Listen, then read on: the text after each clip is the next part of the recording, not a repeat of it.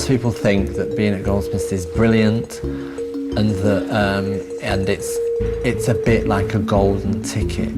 Wow, this is amazing. What you'll find at Goldsmiths is that technique is not necessarily important. It's much more about the ideas behind the work. So what are you working on? This is going to be like a rock, kind of, well, a lamp. I think those are really pointless, all those over there. Really pointless. It's like, fuck, that's just a waste of time. We go from this and all the people we know, and we're all in our comfort zone, but at the moment of opening those doors and letting all and sundry in, that's the...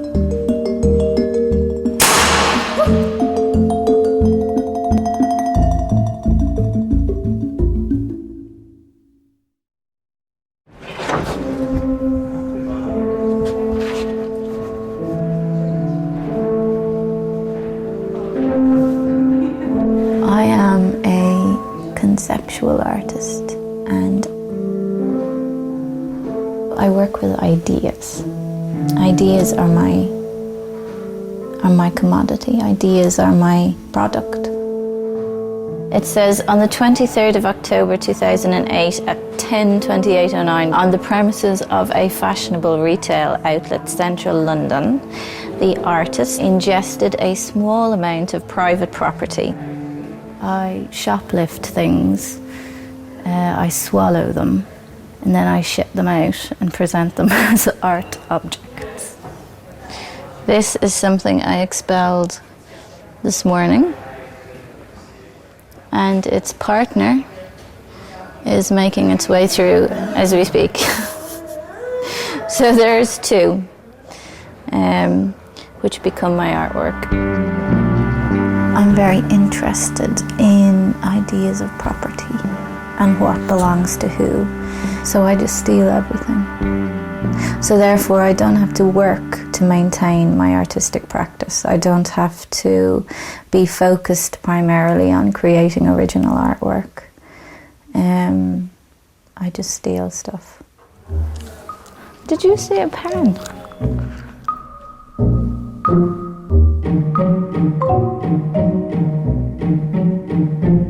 If I'm introduced to somebody at a party and they say, what do you do? I say, I'm an artist. Pretty much like a wall goes up, because there's a bit of envy. It's like, oh, you know, you're out there skipping through fields and picking flowers and probably just navel gazing all day and not being kind of this productive member of society.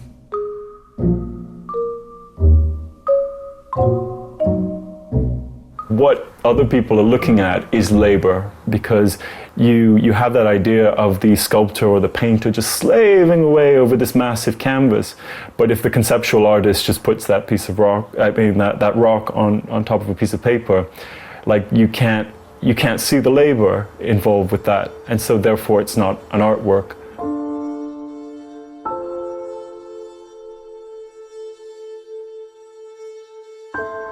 Why would anyone want to be an artist? I think it's the nearest thing you come to unalienated activity. And if you work in a factory or drive a bus or something, you know, you're exploited. You know, you're not doing the job you want to do. There's very little creative reward. You're not setting your own agenda. You're not working on the issues that you're interested in. You're working for someone else, at someone else's beck and call. I mean, there's a real sense that you're in control of your own work.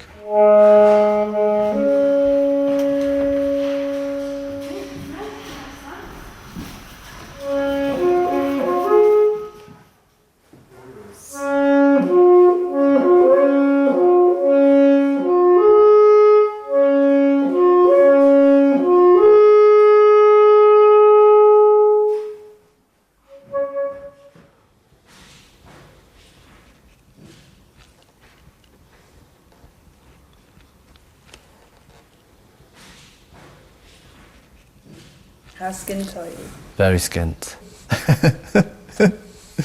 Very. Yeah. I've got a few credit cards that are maxed, and so the repayments are like 70 quid a month times 3. Plus, I've got a loan from a few years ago that's paying off maxed credit cards, and that's a lot a month. It's a few hundred quid just to cope with the regular outflow of debt. I'm trying to work out which way I projected my cloud. It's kind of just, it's just part of the process, part of the thing that I've always done, the thing that I do, which is spend money to make work and not necessarily get anything back.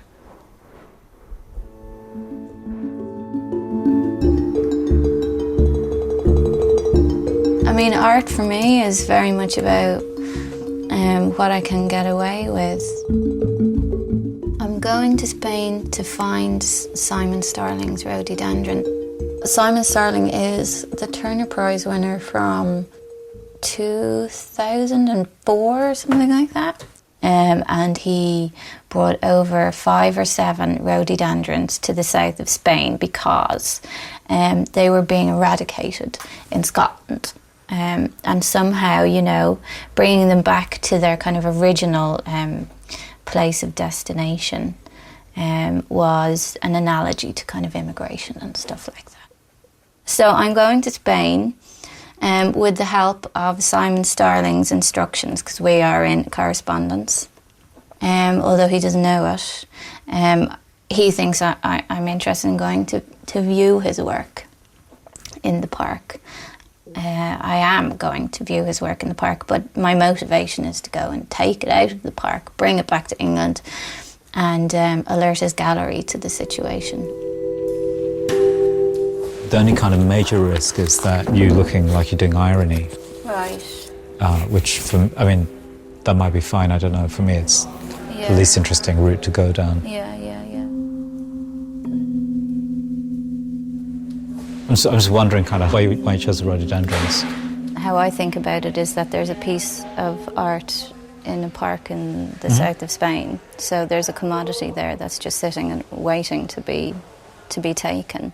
I think during the whole programme, it's all about listening to what other people say about your work, because you don't get it in the outside world. You know, your friends tend not to tell you what they think because they want to remain friends with you. I guess what I'm not sure about is whether the focus is on what you can get out of this in terms of like a material financial return. I think like tutorials or, you know, that kind of input is interesting because in one respect it's brilliant having all of these very involved and on the ball people, you know, talking about your work. But also what it develops is a very thick skin to kind of go, well, you know what, I think you're fucking wrong.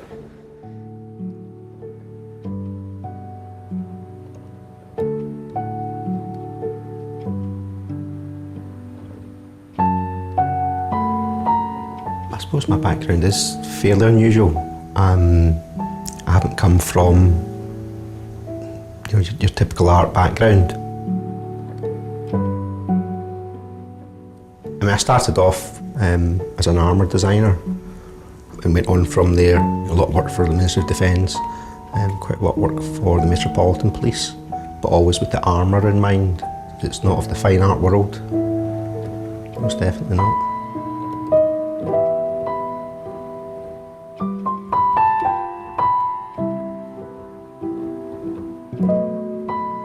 Goldsmiths, for me, has been a troublesome journey. It's not been my work has not been a particularly good fit in terms of the Goldsmiths' take on art.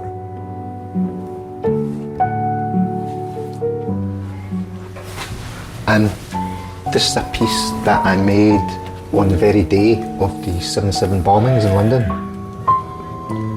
And this is a Metropolitan Police Vest standard issue kit, and yeah, I just wanted to touch it in a very simple way. And this is the bomb blanket, or blast protection blanket kind of thing. You can either stick yourself underneath it for protection, or you can wrap wrap it around something. This is every ruler I've ever had in my life, quite literally.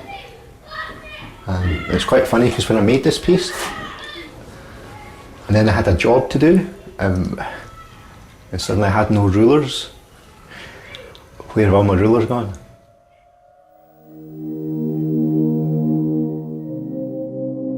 A lot of my art is read very literally, and that seems to be problematic with Goldsmiths. They think you can read it in seconds, milliseconds. You can go, yep, okay, I get what's going on, so therefore, I don't know, I mean, it's never been an issue for me. The issue has been, why is it an issue for them? It's been my issue. I have no issues with my work.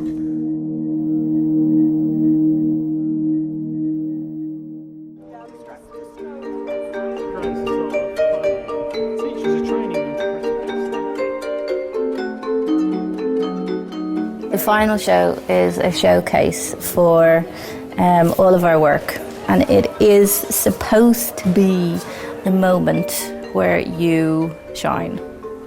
It's a big, big fucking deal.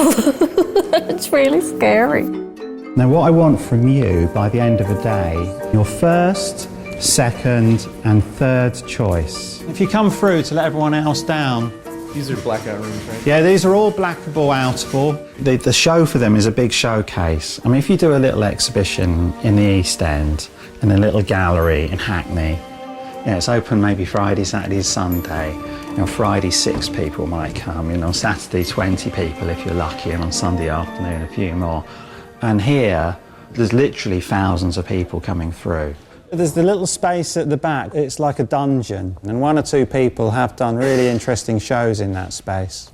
A woman about 5 years ago who was into sadomasochism filled it with chains and had men hanging upside down in it. I mean, it worked very well.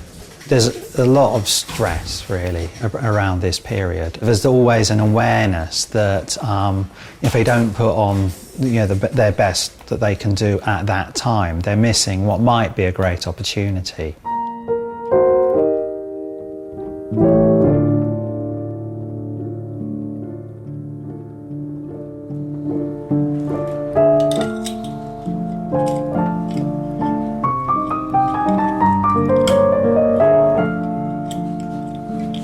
If you were having a solo show and people come specifically for your solo show, they will take the time to really get into what you're doing. They'll probably already know a bit about you. In this instance, very few people coming are going to have any idea about what you do, what your practice is about. And so I think you need to grab your audience and kind of get them in with something which is kind of like maybe a bit of a treat. What I've been doing is just creating a piece which is a shell with a strobe inside of it. So it sounds like a simple idea, but I think it's quite effective in a kind of a darkened room. And I think it achieves quite a few things that I'd like to achieve, but in a very simple way. I don't know, I think there's something kind of glorious and mad about just this kind of gang of shells just strobing away. Recently I had a tutorial and showed this work, and there was a bit of a discussion about just the work, this type of work not being sophisticated at all, that it just appears to be a juxtaposition of objects. And so, well, then I'm asked, well, why is this juxtaposition of objects any more important or any more relevant than any other two things you could just shove together? It's a funny thing to try to explain exactly what a strobing conch shell is saying. What's happening here. I don't know, maybe. God, I was hoping that I was going to say something really good just then. Can I repeat that? I did take some notes here. Maybe this is what I'm supposed to say to you.